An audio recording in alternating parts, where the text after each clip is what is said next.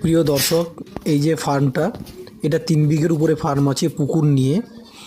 এই ছাগলগুলো মাঠে চড়তে গেছিলো, ওরা ভেতরে আসছে।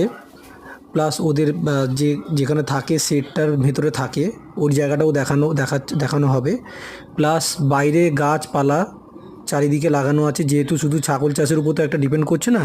একটা ফার্ম করতে গেলে ওর ভেতরে সুপারি গাছ, নারকেল গাছ, ড্রাগন ফ্রুট, অনেক ধরনের গাছ আছে, আপনারা দেখতে পাবেন।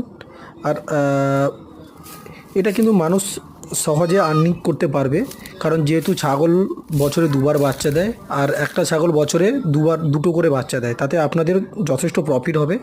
আপনারা দেখুন, আর এটাকে সবাই যদি আমরা চেষ্টা করতে পারি, তাহলে সবাই আমরা করতে পারবো। ধন্যবাদ।